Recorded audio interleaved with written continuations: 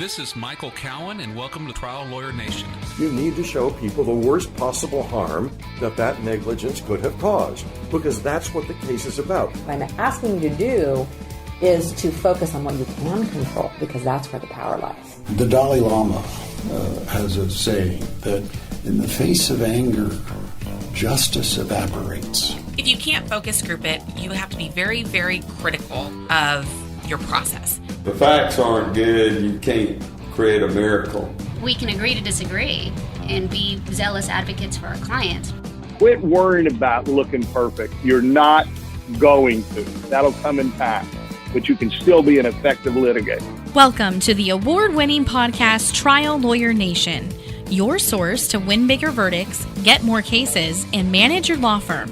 And now, here's your host, noteworthy author, sought-after speaker, and renowned trial lawyer, Michael Cowan. Today on Trial Lawyer Nation, I have our firm's marketing director, Delisi Friday, and we're going to talk to you all about marketing. How are you doing today, Delisi? I'm doing great. How are you? Oh, pretty good.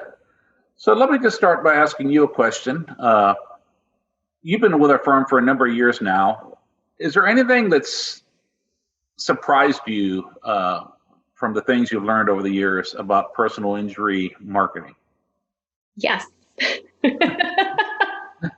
I would say almost my entire career has surprised me in working with you because, and I think you could probably say the same thing as well, because when you hired me, I think we had a different vision for how I would factor into our marketing and what our marketing plan was.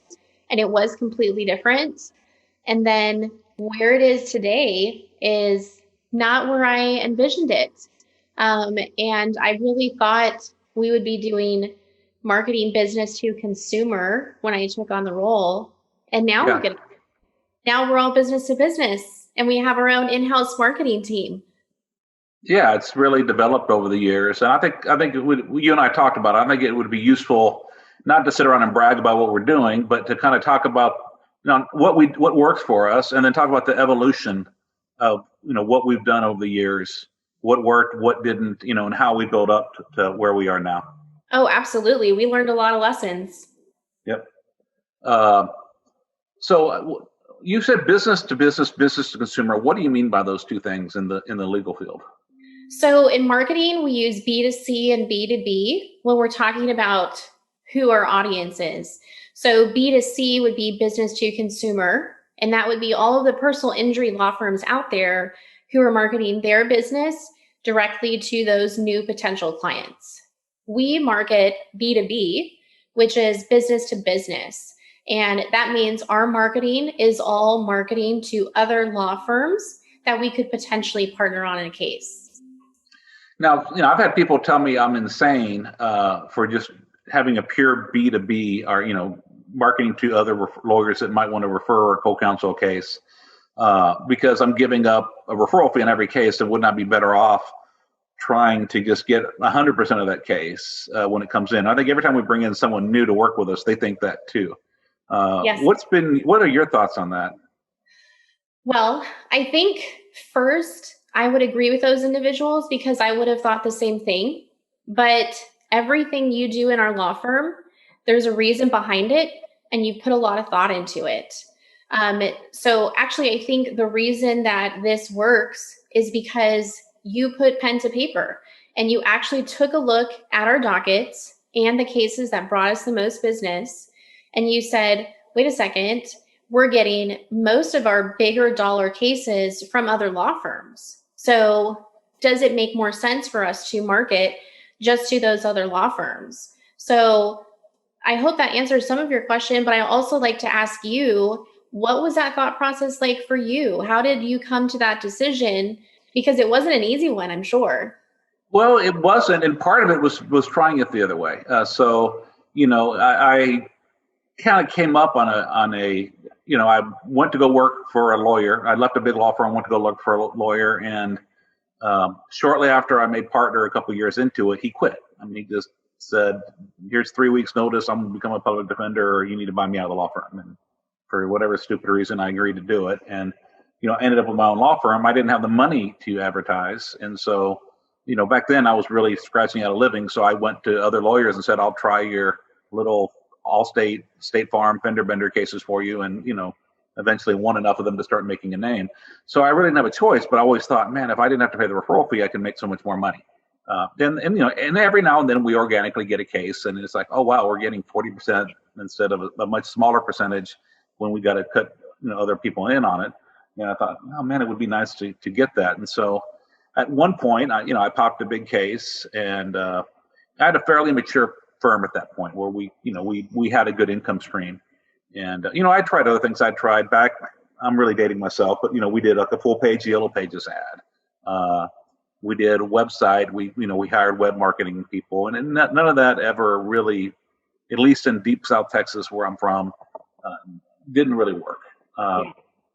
So I tried TV advertising. I got a budget. I got with a company that does TV advertising for plaintiffs' firms, and ran ads. And a couple things happened. One, I realized that it wasn't for me.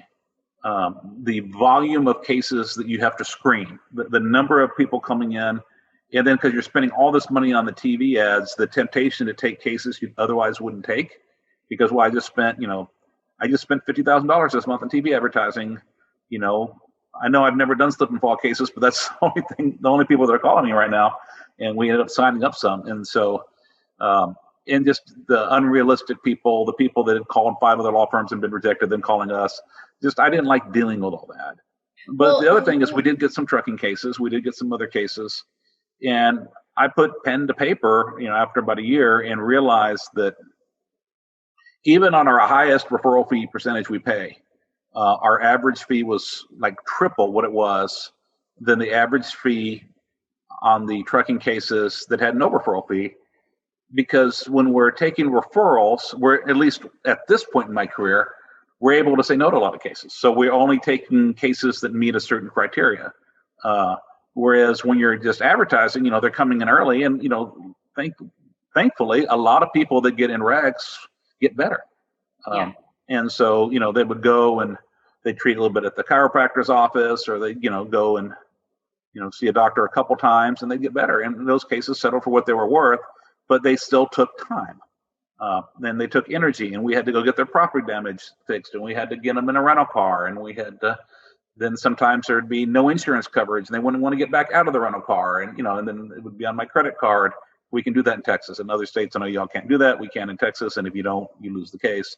And so for me, I found out that it's actually on a per hour or per case basis, it's more profitable to do big cases cutting in another law firm than it is to advertise and take in enough cases to get those same big cases and make the same amount of money. Yes. And I even remember when you had me start at your firm, you had hired a company to help you with the website. And they said, don't worry, we're going to do tons of SEO and digital marketing. And you're going to get a lot of phone calls and sign up a lot of trucking cases. And we tried it, and we didn't get those cases. And it's like the sunk cost fallacy that you and Mel talked about last podcast, where you're signing up the cases you probably shouldn't, because you're just trying to make back the money you just invested in all of the digital marketing. And I remember how busy our intake department was, but they were busy with bad cases we weren't going to accept. Exactly.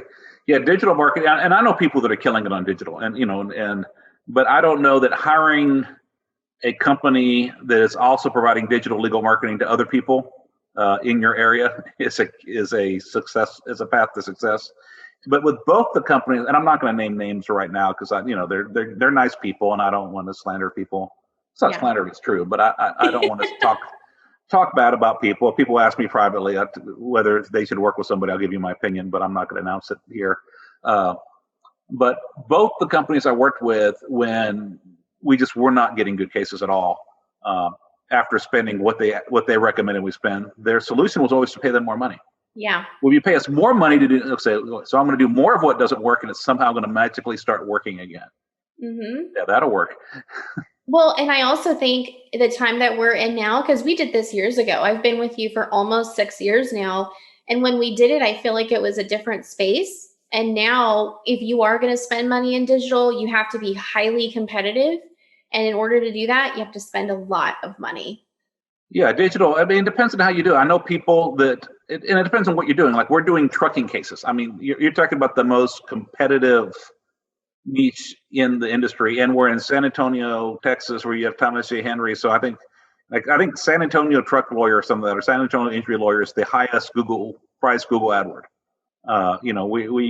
We have people spending so much money on those to try to get those cases digitally that it's just frankly, not a game I choose to play. No. And I'm not telling people out there, but I know other people in San Antonio that do get cases digitally. Now they have a different setup than we do. They're not as big, and they're not as focused on one type of case. But I think if you had a niche, of a certain type of case that wasn't everyone else wasn't trying to get, or you have some way to differentiate yourself, and I do think digital. And I think digital is the future. I mean, I think that fewer and fewer people are going to watch TV ads as time goes by.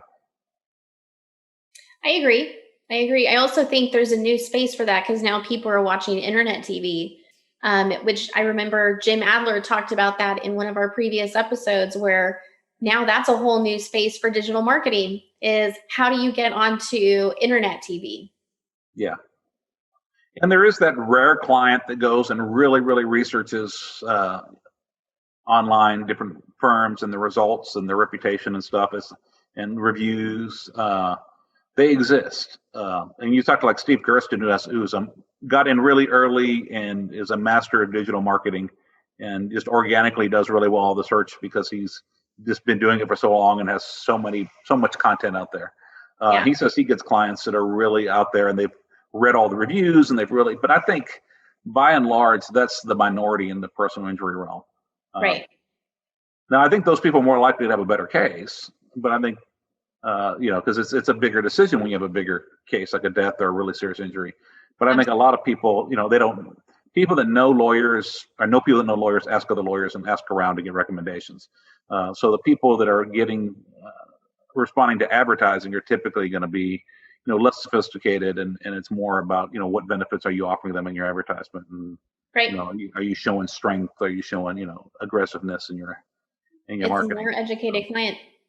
Yeah.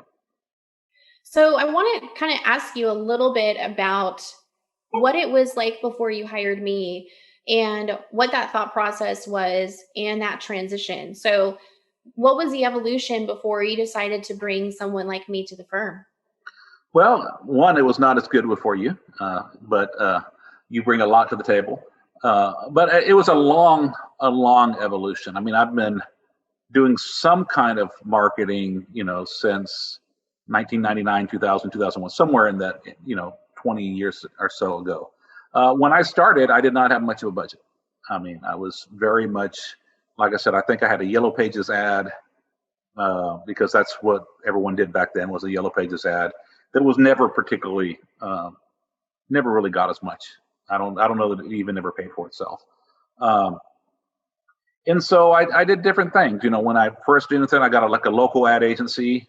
And then the guy that I went to work with, looking back, he probably got fired, but he left the ad agency and convinced me to hire him and bring him on in-house. And, he had a lot of good ideas, but wasn't really good at follow through.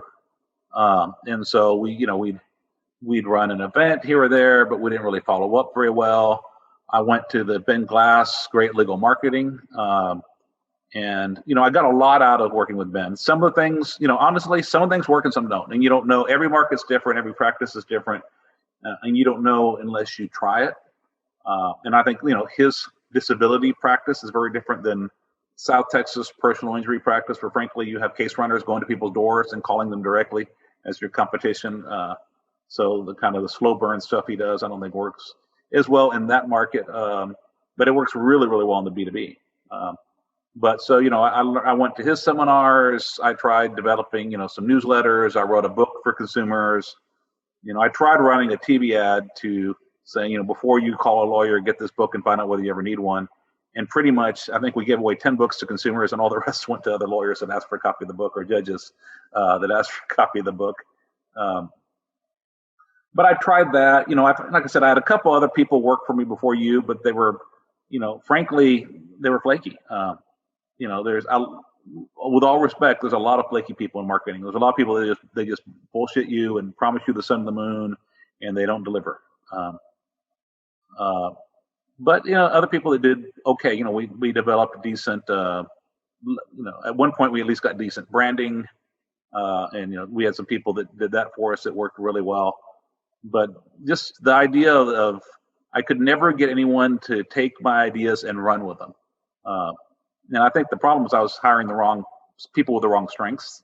Now that we've learned more from this, like Patrick Lencioni, the different working geniuses, and people have different areas, I really needed people with more tenacity. And what's the other one? I think tenacity, galvanizing and tenacity, getting other people around things, sticking with it till the project's done. And instead, I got a lot of other people that were more idea people. And then I had the one person that it wasn't even getting after them, but we were working with a consultant called E-Myth. The guy wrote a book, Michael Gerber wrote a book, the E-Myth, Why Most Small Businesses Fail and What You Can Do About It. And we were working with an E-Myth coach, and one of the things we're doing is learning how to be more efficient in our time. And so we did for 2 weeks. We would track our time. You would plan your day for the next day, then you would track what you did through the day, and then at the end of the week we turn it in and we compare it and see, can we find ways where we can become more efficient? Are we wasting time? And I handed it to him, and he goes, I can't work under this kind of suspicion. Well, the first day he put like 9 to noon work, noon to 1 lunch, noon to 5 work, or 1 to 5 work. And I said, dude, you got to give this some specificity. He goes, I can't work under this kind of suspicion. And he just walked out. Well, you mentioned time. So let me ask you, how much time did you devote to your marketing before then? Like, did you have a strategy that you thought about first, or was it every month, or how did you do it? It went in fits and spurts, and that's because that's my weakness. I'm a really good idea person. If you look at the things in the Lencioni working genius model, I have wonder and innovation. So I'm really good at thinking about things and thinking about new ideas and coming up with plans. I'm not the best at making sure that 3 months later we're still working on it and I haven't come up with some other wonderful idea. And so I would spend, weeks where I would do just a ton of work on it, but then I didn't have someone else I didn't have someone else to really hand it off to that would really do a good job of running with it. And so that was the big weakness I had. So it was a very inconsistent, we did a firm newsletter, and, so we got 3 months, we got newsletter out every month, then it was every 2 months, and 3 months, and 6 months went by, and then we got 2 more out every month, because I was trying to write it myself. Yeah. But I didn't have the money to hire someone else back then either. I think part of the problem was just part of it was the budget that I had to hire people. But part of it, frankly, was me not knowing how to hold people accountable. And so, I wouldn't speak up soon enough. I wouldn't tell people, hey, you can't do that. And I think that part of my natural growth of learning how to, nicely, but being real and telling people when their work is not acceptable was really important too. I think a part of that also is sometimes when you have marketing strategies, you have to give them time to see if they're going to work. Yeah. So I think that's also a struggle too, because if you're going to bring someone on, or if you're going to try and do something yourself, you have to give it time to work, and you can't expect everything to have results immediately. Like this podcast, when you and I talked about it, it was a long-term marketing strategy, and something we had to think a lot about. But if someone has a marketing idea they want to do, I think the fun and scary part about marketing is sometimes you see results right away and sometimes you don't. And sometimes you just have to learn from them. And it's true. And I had lunch with a friend of mine a couple of weeks ago. It was a big TV advertiser, and he just moved into a new market. And he's like, man, I knew this was going to happen, but the first year, the cost per case is astronomical. I mean, the amount of money they're spending for every case they're getting in is astronomical because they haven't built the brand yet. And when TV advertising, you have to build the brand. People have to think of you right away and not just call you just when they see your commercial. And, because if they've seen someone else's commercial for 5 years and yours just popped up, a lot of people aren't going to call you. And so he's been through this before. It's like his third or fourth market to go into for TV. So he knows what's coming, but it's still painful because he's trying to convince me to invest with him on a new market. But he's warning me, like, okay, this is what we're gonna have to do. We're each gonna have to write a check for this amount of money, and you just know that don't expect to make money until the third year. That's the way that goes. And same for, a lot of the stuff that we do. It just takes time. You got to be out there long enough, and then someone has to see it, like it, and then need you. Because it's not like we're McDonald's and people need to eat 3 meals a day. Yeah. And so if you get them hungry enough, that week you can get them to come in and try your new Travis Scott meal, which, I had to do with who puts lettuce on a Big Mac? I don't know. I'm not sorry. Who puts lettuce on a quarter pounder? Of course you put lettuce on a Big Mac, but who puts lettuce on a quarter pounder? It's just wrong. And it stunk because we went there and he ordered the Travis Scott meal and he wanted it with no lettuce. So he got it with no lettuce. My wife and I just ordered quarter pounders and they put lettuce in our freaking quarter pounders. It ruined it. Sorry. I'm the wrong person because I eat it as a lettuce wrap. Yeah. Yeah. No, if I'm going to eat lettuce, I'll go to In-N-Out or Whataburger. I'm not going to go to McDonald's for their high quality beef. But I don't know where that came from. But basically, it does take a lot of time. And you have to stick. It's hard because you don't want to keep spending money on something that's not working at all. But then you also have to stick with it long enough to let it work. Now, the podcast I did for fun anyway, I had no expectation of getting a case when we started this podcast. I just did it because I learned what a podcast was and I couldn't find one that I liked. And I thought, if nothing else, I'm going to get to go talk to lawyers and consultants that I want to learn from, and I'm going to get to learn something. So this, the fact that some people have been nice enough to bring us in on cases that have been fans is an added bonus, but that wasn't the pure, this wasn't a purely marketing driven thing. And I think it's one of the reasons it's worked. It's because it wasn't purely marketing driven. We've learned a lot. Yeah, we have. Each year, the law firm of Cowan Rodriguez Peacock pays millions of dollars in co-counsel fees to attorneys nationwide on trucking and company vehicle cases.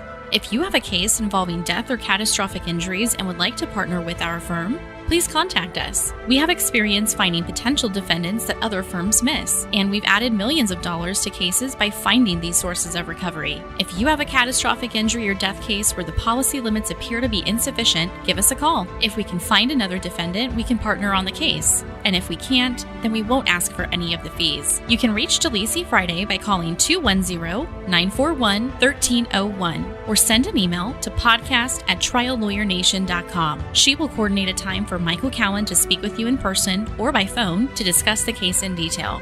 And now, back to the show. So going back, we've tried multiple things. We went through a lot of people, and actually I hired someone else to help me develop a marketing plan. And she helped me put on a seminar, which was a flop, but she helped me find you. And this is funny because I originally, on paper, you weren't my number one candidate. Because I wouldn't have picked me either. You didn't have as big of a marketing background. And then she said, oh, you should hire her because her dad was a lawyer and she'll know a lot of the lawyers in town. And I'm like, I don't give a crap about that. No one's going to hire me because they knew her dad, Yeah. And frankly, the lawyers in San Antonio weren't my target audience anyway. I mean, I had a different geographic area that I was going after. And it wasn't until I met you, I'm like, okay, this is the person, this is the person I want to hire. And thank God I did. But it was the interview that really sold you. And let me kind of see who you were. Well, so let me ask you a question, because that's got to be something that a lot of our listeners are wondering is, when you were thinking about hiring someone, what were you hoping to find, and what did you learn through that process? Well, a couple things. One, I really needed somebody with tenacity. I needed somebody that could stick with things and get things done, and kick me in the butt when I don't feel like doing things, or when I, you know me, I'm like a cat. You shine a light here and there and I'm just chasing after it everywhere. And so I really need somebody to say, Michael, you said you're going to do that this week. You better do this week. Michael, I know you want to take that new kind of case on, but you said we're not going to do those kind of cases anymore. Are you sure we're going to do that? I need that person in my life. My mom's I have not lived with my mom for decades, and I need someone else to be that for me. I hate to say that, but it's just the honest truth. So that's one thing I was looking for. Another thing, frankly, is I need someone that is poised, classy, someone that can talk to other lawyers professionally so that I don't have to do it all myself. And frankly, I think the big mistake a lot of people hire is doing hiring, and don't take this the wrong way. You're an attractive woman, but just like hiring the young, hot-looking, low-cut shirt, short skirt person because they think they're going to get in the door, and the idea is it's mostly going to be male-referring lawyers, and they're definitely going to want to talk to this young lady, and they are, but they're not going to be thinking about referring you a case. They're going to be thinking about something else altogether. And and I've seen that happening with funding companies, with medical offices or chiropractic offices wanting business. I've seen it happen with lawyers trying to get business, and it's just getting someone that can actually have fit in and have a conversation and be kind of a peer with the lawyers. I think is something that's more important. I agree with you, and I can also relate because I have had different people help me. I've had marketing assistants in the past, and also we've done marketing interns, which we can talk about later as a way to get someone in on a budget.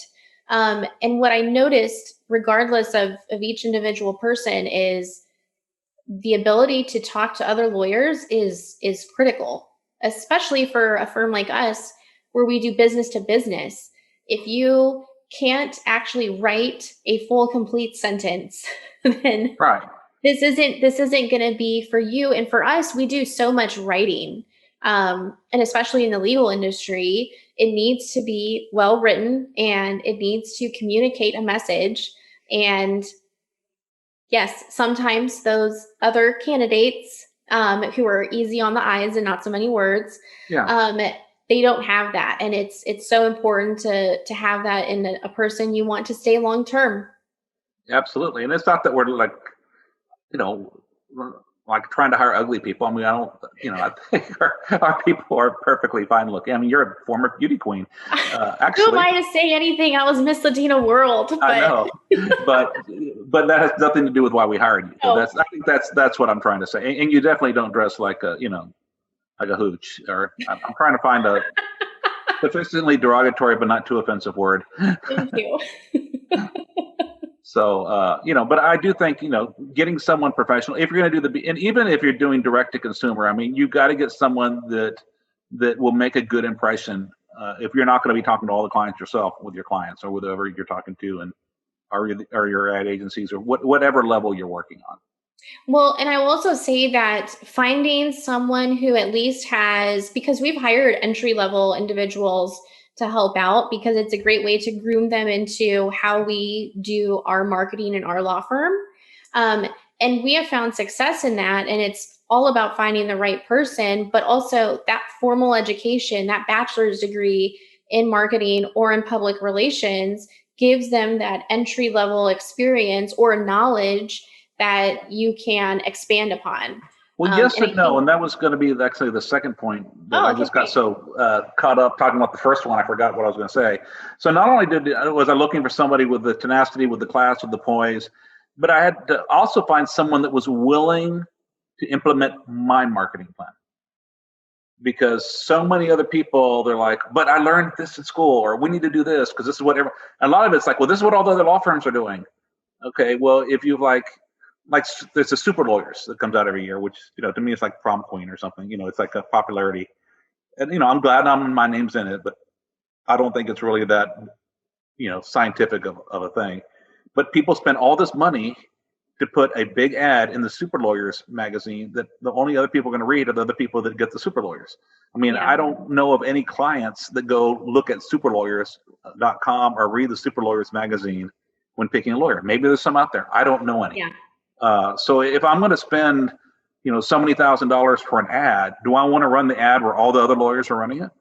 Or do I want to find some place where I can dominate the space? Yeah, I agree. So what advice would you give? Let's say you have someone that's starting off their practice, does not have a big budget. What are some things that you would recommend on getting cases? On getting cases, I would say my first piece of advice was to do what you and I did. And it's going to take time, but it was extremely important for us. And we do it every single year now because it works. And that's sitting down and looking at where you get your cases from. Every single one of them. It is very tedious, but you can't figure out where you can be successful until you realize what has been successful in the past, so you can continue to do that. And then also see, where have you not been successful and what should you stop doing because it's not bringing you cases. Yeah. So that absolutely, that's something you taught me, and we do it every single year. And I think it's critical in determining what's working, what's not, what should we continue doing, and what should we not do anymore. Yeah, I think, just looking at the people that already know you, that you already have a relationship with, who's likely to either hire you or who's likely to be able to recommend that other people hire you and be in a place with that. And so some people, I know people that are very involved in the Christian community, and it's pastors, and they just flat out ask them. There's nothing wrong with that. And they're involved, they're believers, and they ask the pastors, and they get a lot of referrals from the congregations and those pastors' congregations. And then but they also put the time in. They also spend time doing things with those churches and giving back to them. And it's not a quid pro quo. They're not saying, give me a case and I'll give you something back, but they're also giving back to those communities, spending time, if it's other lawyers. Like what I did, I was wanting to get going as a trial lawyer. So I went and found lawyers with volume practices who didn't want to try all their cases, and asked, and, do you have anything, lunches, cocktails, whatever it takes, going out there, and then letting people know when you do something well. I've fallen off of it now. I need to get back to it. But when I was getting started, I made sure that every time I got a verdict, it was in the verdict reporter. And if I had a non-confidential settlement, it was in the verdict reporter,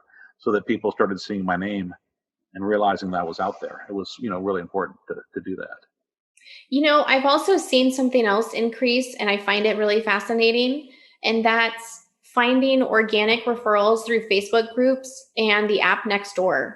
I am constantly seeing in Facebook groups someone saying, hey, do you know a lawyer who does this? And the same thing on Nextdoor, because people want to hire someone who's recommended, or someone that they may come across or know.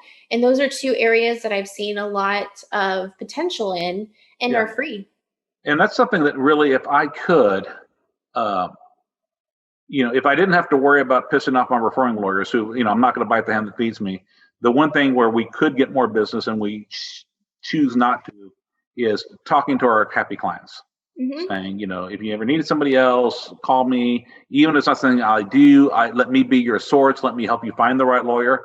Because one, you might get a referral fee out of it, but if not, at least you're the relationship. When they have something legal, they come to you, and asking them to recommend friends and family. We have some of that happen organically, but I will tell you that we would do more of it. Except I've had some referring lawyers specifically tell me that's how they get their business, and they want to do that, and they want it to be them, not me, and that's okay. That's the deal. I'll take that, because frankly, I don't want a lot of smaller cases anyway, which is mostly what you get from there. But that's the one, I guess, huge piece of potential business that we leave on the table at our firm intentionally. That I think a lot of people, if they either don't have a referral lawyer network, or ours, we're getting referrals from personal injury lawyers that want those other cases. If I was getting referrals from family law lawyers, criminal lawyers, there's other types of lawyers, I wouldn't worry about that as much. But because I don't want to bite the hands that feed me, and a few of them very, very specifically told me, like, this person, is in my tribe, and I want you to consider them part of my tribe, and you don't market to them, you don't market to their family. Okay. Well, and I think for our fans who are listening, they should most definitely make it a part of their procedure when they close out a case, that they ask that client, if you ever have someone who needs an attorney, please refer me. And they go the additional step in saying, can you please leave me a testimonial? Because a lot of people look for lawyers on Google, and if you don't have any testimonials, then people don't feel as confident in calling you because they wonder why. But if you just ask, then you may receive a great testimonial that'll help you get new business somewhere down the line. Yeah, one thing we do is we ask people to do a survey at the end of the case. It's usually around the time they're going to get their check, so it's when they should be the happiest. And then they give us all 10s or 9s and 10s. Then we ask them, hey, you want to give a review? We send them links to review sites. Now if they aren't as thrilled with our performance, which is rare but happens every now and then, when maybe we don't suggest a review. Mm-hmm. Absolutely. Because I know, because you have to be careful with that. I know that I've never left a 1-star review online for anyone before until a couple of weeks ago. And I had a horrible experience. I I was getting my hair cut and the place was packed and people weren't wearing masks or had the mask done under the nose. And then like I finally got my son and I each had appointments at the same time. I got mine cut. I walked out. They hadn't even talked to my son yet. They'd taken all these people that came in after him. We just left. And then I get a text like 15 minutes later. Do you want to leave a review? Hell yeah. So that wasn't a very good idea on their part because, you know. It's always the people who are the most upset or the most happy who leave the reviews. Exactly. So you definitely want to try to get your happy clients to leave a review. But I also think that they will forget about you. Unless you're a huge advertiser you see all the time. I think if you want to get repeat business from former clients, you need to send them something periodically, even if it's just a little note, a birthday card, something to remember you. And I remember, I mean, I had someone refer me a case once, and we did a decent job on the case, and they got another crash like 5 years later, and they hired a different lawyer that time. They hired 2 different advertising lawyers, and that lawyer referred the client to me. And she comes in and says, "Oh, Mr. Cowan, you did such a great job last time. I'm glad I'm back with you." And I'm like, you know, I appreciate that, but I'm just kind of curious. Why didn't you call me directly if I did such a great job for you? Because I didn't remember who you are. I didn't remember your name. I didn't, you know, so I went with the ad I saw, you know, and that's just because how do you expect someone to remember you years later, you know? Right. It's what you refer to all the time as top of mind marketing. You have to stay top of mind. You have to stay top of mind. And same for if it's business to business. I mean, you speak at a seminar and someone sees you speak once, you do a great job. Are they going to think of you a year later? If you go take someone to lunch and you wait a year and you haven't reached out to them, I mean, you have to find a way to keep touching them if you want them to go and refer back. And then curate your list. I mean, if you've been reaching out for 2 years and they've never sent someone over, well, then maybe you don't keep spending the money if you've got a budget issue. And we've done that. We used to do like a beautiful little magazine everyone loved. But we spent a ton of money doing it. And we spent like, we were doing like 1,600 copies a month or something like that we were sending out. Yeah, it was a lot. It was a lot of work to do. It was beautiful. Everyone told us how great it was, how awesome it was, and it didn't bring a case. Nope. And we cut it out and we saw no loss of business. So, you know, you have to be smart about it. But at the same time, if you want to get people to refer you cases, you have to regularly reach out to them. And you can look at, even right now during COVID, I mean, I miss going my lunches, my fishing trips, my dinners, my, you know, drinks, whatever it is, sports games that we do with our referring lawyers. I mean, I miss that. But if you look at my texts, you look at my phone calls, I mean, I'm still making sure that, and it's I really do care about these people, but because they are my friends, but I am making sure that I am keeping in touch with them on a very regular basis. So they don't think I've forgotten about them. Absolutely. Or that I'm too busy and I don't, you know, what they have isn't big enough for me anymore and I don't need them anymore or something. I want to make sure that, and it's not even, you know, hey, do you have any cases for me? It's, hey, how are you doing today? Hey, how you holding up with COVID, you know? Right. I agree. We miss that connection. I miss it a lot. That's, you know, that was the most fun part of what I did trials are a lot of fun, but you don't get to do many of those, but, you know, hanging out with other people and calling that work, that's a lot of fun. Hey, let's go have dinner. Let's go to watch the Spurs game. Let's go on a fishing trip. And that's fun. And it works. But it only works if you deliver afterwards. I mean, you can get a case by taking someone out and them giving you a chance. But to keep it up, I mean, it doesn't matter how many little gifts you send. It doesn't matter how many, you know, everything else. If you don't deliver and give good legal services, and, you know, get a good check at the end for the value of the case, it doesn't make a difference. They're not going to keep giving it to you because they like you. I agree.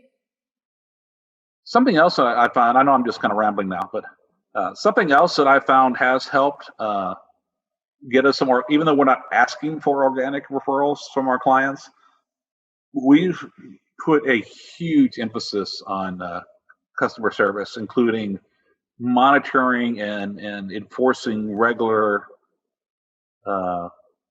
substantive client calls so that our clients know what's going on in their cases. You know, at least they get called more than once a month because there's different things going on, but at least once a month they have to have what's called a client contact, where we have to go, you know, tell them what's going on in the case. We find out what's going on with them medically. We ask them if they need help with anything.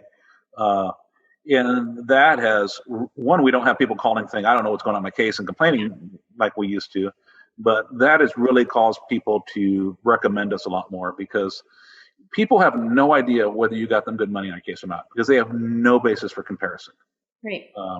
So you may have gotten them a fantastic settlement, but what they're viewing money-wise, they're comparing it to some, case they saw on TV that had nothing to do with theirs.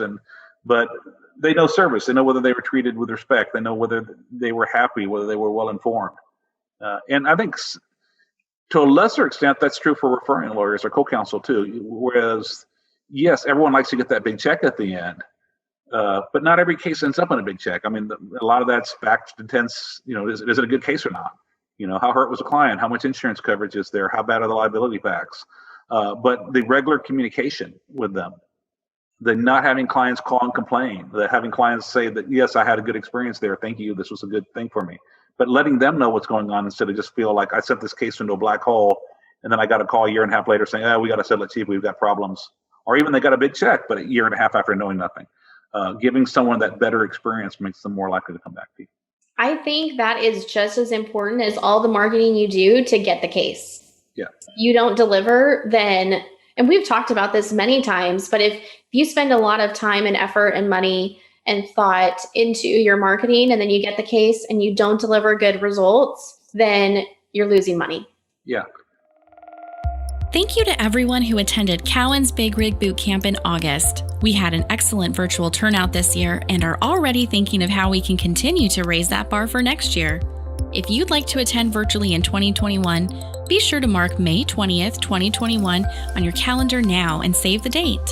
To stay updated with details as they become available, visit bigrigbootcamp.com and sign up for our mailing list. And now, back to the show. So marketing, like I said, we started doing things ourselves, and then, I think you can get interns, you can get, local people to help you. But at some point, you get to where you don't have you want to do more than you have the capacity. It's very tempting to get a marketing agency, and we did that. Tell me what you think about the pros and cons of working with a marketing company. So I think the pros and cons kind of depend on the law firm and what their needs are. I think for us, it made sense for us to have a marketing agency sometime after I began, because you and I were trying to figure out what was going to work, what were we going to continue doing, and I needed support to do it. And I'll describe what I mean by that. I am the creative person, and I am the writer, and I am the person who can help make sure everything is implemented. However, even though I'm a millennial, that does not mean I know how to create graphics. That's not what I do. So I need help with that.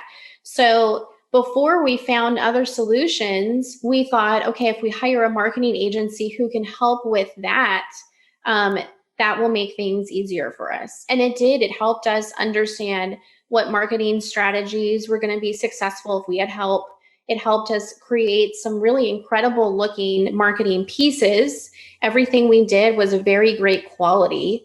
And it was nice for me to do that with help. And I appreciated it. Yeah. I think the flip side to that, when you think about the cons of it, is the cost. It is not always cost efficient to hire a marketing agency. If you hire an agency, you're going to have an account rep. Then they're going to have to pay the people to do the work that you need. Maybe you pay a flat rate, or maybe you pay an hourly rate.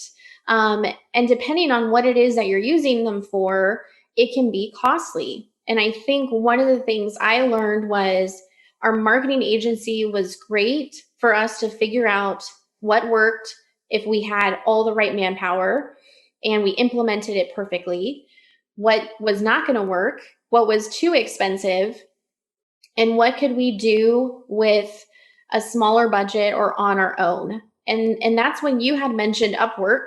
We started using Upwork to contract out some of the stuff that we needed. And we realized, hey, wait, we can do this without an agency. But I think it depends on the lawyer. I think it depends on what your needs are, what your budget is, what's your expectation, how much marketing are you going to do, and then writing down how much is it going to cost if I hire an agency, and how much is it going to cost if I contract this work out. Yeah, and then do you know enough about marketing to come up with, do you need someone to come up with your strategies for you, or do you need someone to bounce around ideas with, or do you need someone to implement your ideas? And I was very careful. I've worked with several agencies over the years. One thing is I will never again work with someone that does quote unquote legal marketing, because that's just regular marketing that costs 5 times as much. I mean, just I think lawyers are viewed as suckers in the marketing world, and they just bamboozle us right and left. But I really went. I had an idea of what's called direct response marketing. I wanted to send things to people and that were informational, and keep sending them stuff in the hope of creating that. I wanted to do B2B, which is not, most people are telling me no, you need to do, you need to worry more about your brand and branding yourself to consumers. It's like I'm in San Antonio, Texas. There's 2 million people here. There are people spending $1 million a month branding themselves to consumers. I'm not going to beat that. And frankly, if I had $12 million a year to spend advertising, or $5 million a year advertising, which I don't, but I wouldn't want the number of cases coming in every month it would take to pay for that advertising. I don't want that firm. So I have to see what works for me, and I need to get someone that's going to do that. And I love the guy we had that was doing our marketing. I mean, I loved him as a person, and when we started, he was very much in line with our vision. I think he got towards the end a little bit too in love with. He was making these things that looked really cool, and they were beautiful. They looked awesome, but they weren't performing. And the one thing I hate with marketing people is they keep wanting to find a metric other than making you money. The internet marketing, well, look how many page views we got you. Look how many clicks we got you. It's like, I don't give a damn about a click. I don't give a damn about an inquiry, a lead. How many cases that I wanted did I get, and how much money did I make them? Well, and because I can't deposit clicks. I can deposit settlement checks, and that's it. Agreed. And then when you talk about that, because you have to, if you have an agency, you have to talk to them about what new business came in and what didn't. It was funny when you hear, but if you spent more money. Yeah, it's always, what if you spent more money? It's just like, yeah, it's like dating in it's like a bad relationship sometimes. It's like, if I just give it another year, if I just try harder, it's like, no, this just isn't going to work anymore. And so, and while they're great people and they were a great fit for a while, it made sense for us to bring it in house, which we couldn't have done at first. I mean, we had to learn a lot, and then to make the connections. We don't want to. We're not at a point now where we want to just go set up an iPhone on a tripod to film a video anymore. I mean, we want to be able to find professional people. We had to make those contacts, and then, but a lot of stuff you really can do through Upwork or these other sites where you hire contractors to do it. You can get a lot of really good design work. You can get a lot of good copywriting done without having to bring in the full-time people. I agree. And we even contracted a graphic designer who was local in San Antonio because we wanted to be able to meet with someone, because we would use them for case graphics as well. And so that worked out for us too. But there's definitely different ways to go about doing this. And she was great, but I still like her a lot. I would still, if the situation came up, I would hire her again in a heartbeat. I mean, she was really good. Mm-hmm. But what caused you to think that, because it was really, I think, more your idea, to say, instead of hiring contractors, we're going to hire more full-time employees in our marketing department when we grew to that point? So I think when we started talking it out, it made sense because you and I had an idea, and that's how it always starts, right? You and I just have this idea.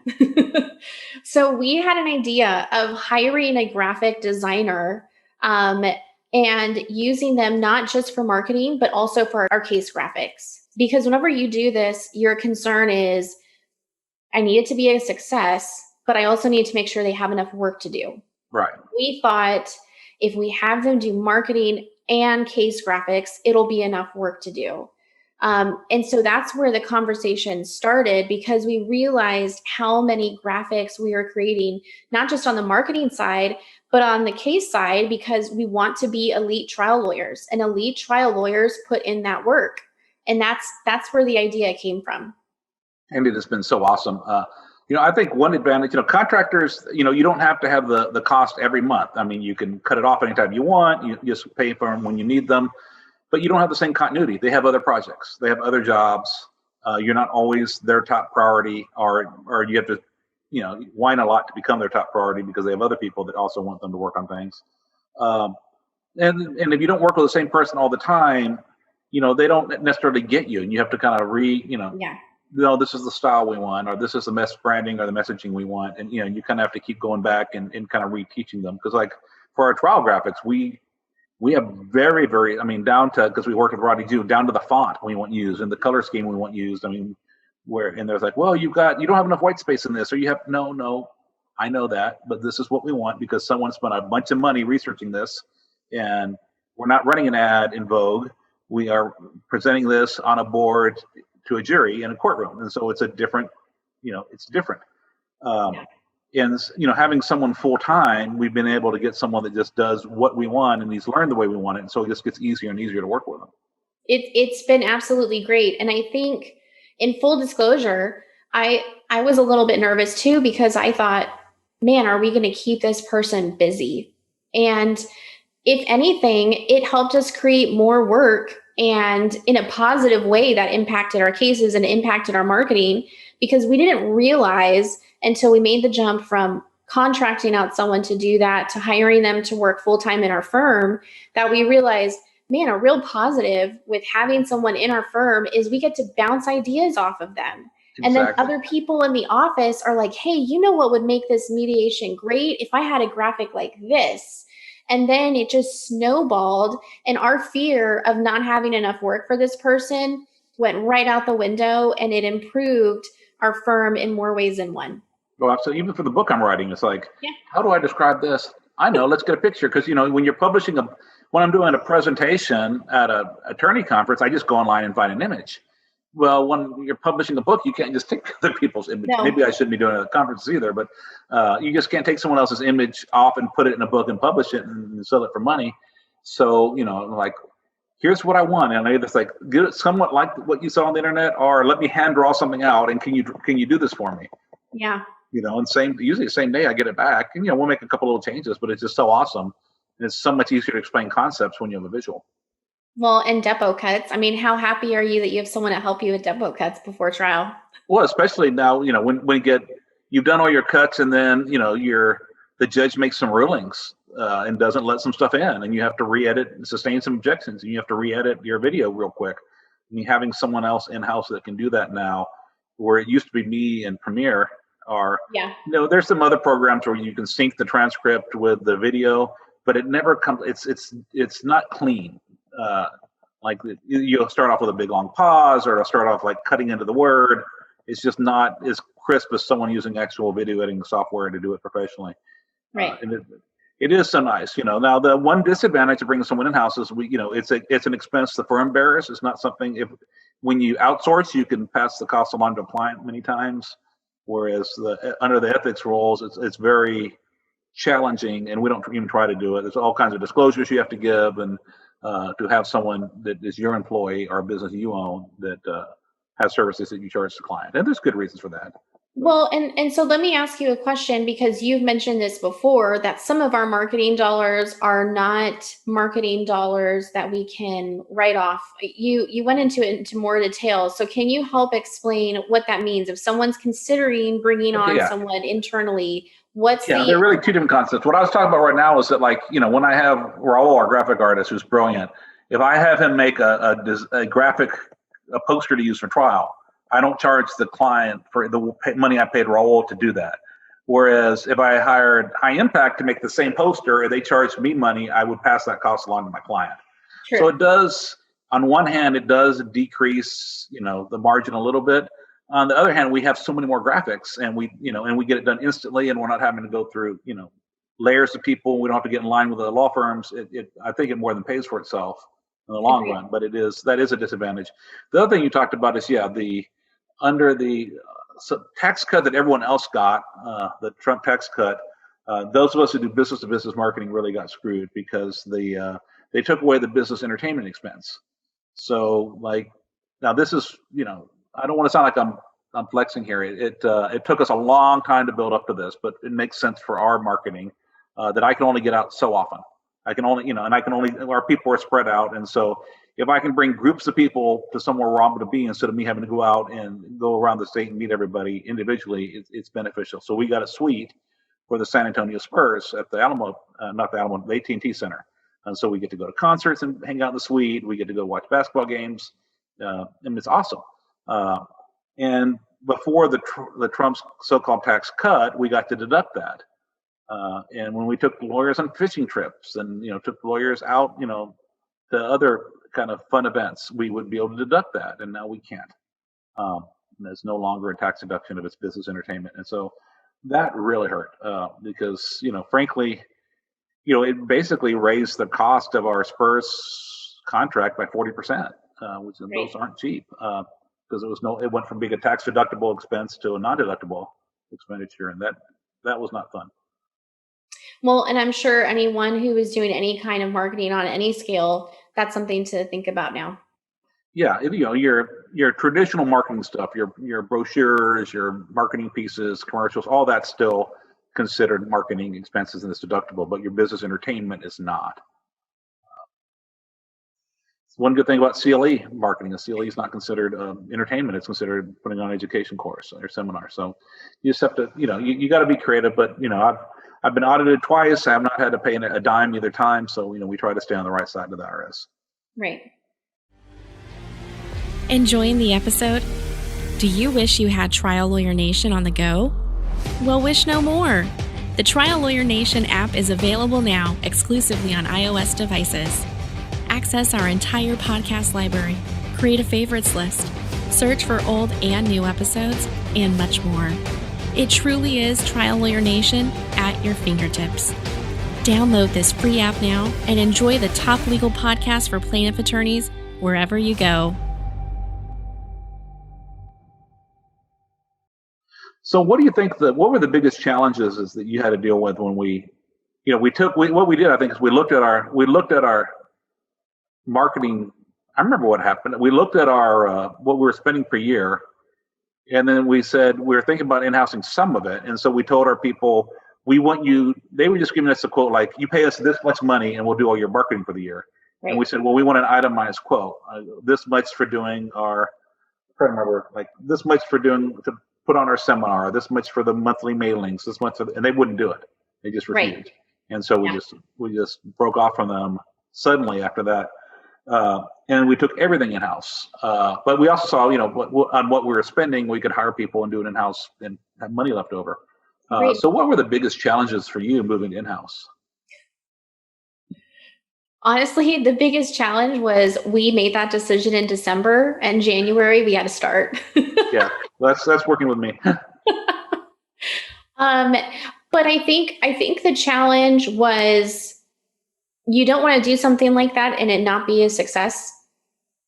So the planner and organizer and me thought out, okay, we've gone through all the things that we do in terms of marketing throughout the year. So what do I need to tackle in the first quarter, second, third, fourth? Let me focus on that. And then let me focus on how can we make those successful and what do I need to do to get everything done on time and within budget? Because I didn't want the continuity of our marketing to stop, and I didn't want the quality of our marketing to stop. So what was it like for me? It was planning, because you have to have a plan. And then it was also having a lot of communication with you. When you and I made that decision, one of the things that we agreed upon was if we're going to market this firm, we have to be on the same page. So you and I, we meet weekly. And as we got into our groove, if you remember, our beginning weekly marketing meetings would take a whole hour. Yeah. Now I think we spent like 10 minutes today because we're in sync, we're on the same page, and we have the same goals for our marketing. So I think good, clean communication between me and you was critical. And then having a plan and implementing it was crucial. And once we had that, it was easy because I'd already been doing the job. It was just doing it differently. Yeah, I think the other thing it happened later that really upped our game was when I promoted you from not just being our marketing director, but to managing marketing and intake. And I think there's always a disconnect because the marketing just sees, well, we got so many calls coming in, we got so many leads coming in. Mm-hmm. And you'd get excited. I remember you'd get excited, oh, this lawyer sent all these cases. And I'd be thinking, yeah, but they're all shit. Yeah. And, and you wouldn't see it. And then I'd worry about hurting your feelings when I said things like that, because, I do say things like that. But now that you see them coming in and you're like, okay, this is why this case is good. This is why this case isn't. And then you're, when we have because we have automatic yeses, we have automatic nos, we have some criteria, but we have a lot of gray area cases where we have to talk it out, and you see what our thought process is, and like, oh yeah, that's why this wouldn't be a good case, and it really now you're more no than I am on cases. So I'm like, I think I can do some of this. But I think it's really helped because it's really taught you to see, because with all respect, there's some lawyers, they're great people. They want to work with us, but frankly, they just don't have any cases that we're the right fit for. And we'd be happy to talk to them. We'd be happy to either give them advice or resources, or connect them up with other people that would be great at doing those kind of cases. But they're just not the right fit for us. And so while we'll still be nice to them, they can come to our seminars. Probably not going to bring them on the fishing trip to New Orleans, our Venice outside New Orleans, or the big Vegas trip. We're going to spend a bunch of money on people. And not because we don't like them. It's just that it's a lot of money to take someone on one of those trips. And, you've got to see who has what we want, quite frankly. Well, that's what I've been texting people about. There's a vaccine coming. We're going to go to Vegas, or we're going to go fishing. That's been my gifs of jet planes and Vegas lights and big fish that I've been sending people this week. I agree with you, though. I think that was also really important too. I think when I, as a legal marketer, was able to see what cases were accepted and what weren't, it helped me understand why I do what I do in a different way that I needed to in order to be more successful and to better fine tune the messaging that we were doing in our marketing. And it helped me see what was successful and what wasn't, because you're right. Until I became the person who was managing the intake department, I would see 10 cases come in. I would get so excited, but it's very different if I know only one of those was accepted. Yeah. So I agree with you. And you also mentioned it's just as important to market well and then provide excellent customer service. I have absolutely loved managing the intake department because now I can make sure as soon as that new case comes in, they are getting that excellent service and everything is happening exactly how it should. And the perfectionist in me loves it. And also you can nurture those relationships and talk to people when, I'm going to be in trial, or I'm going to go take a week off and leave my phone behind so I can work on my book or whatever else I'm going to do, or go on vacation, and you can keep the relationships going. Frankly, Right. There's some people that we do business with that they've started during COVID. I've yet to meet them in person, but you've done such a great job nurturing them. I think the other thing is, I was just thinking of this as you were talking. When you have an outside agency, they always have to justify their existence. They have to justify the fact that you're spending all this money. So they're always going to fight with you on, but we got you these calls, we got you these clicks, and they're always, but you've got to take that into account. And that's what whereas you're on our management team of the firm, you see not just the intakes, but you see the overall firm numbers. You talk about everything because you're part of our leadership team. We meet every week on that too. And so you're really in it for what's best for the firm, not just what makes the marketing department look best. Right.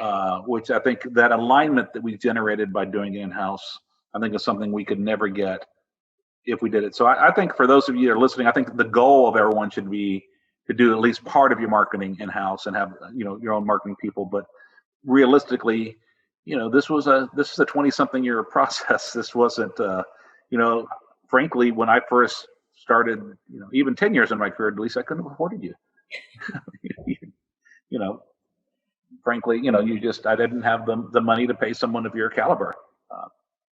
Well, and I also think that is very kind of you to say, but I've also grown professionally because you and I have tested different strategies. We've talked out why we do things. We've made adjustments along the way, and we've done it together. So I think that relationship and that communication, and like you just said, being a part of a leadership team, I have buy-in in our entire process. Yeah. And I will be one of the first ones to say, hey, let's talk about changing something if I see something that needs improvement.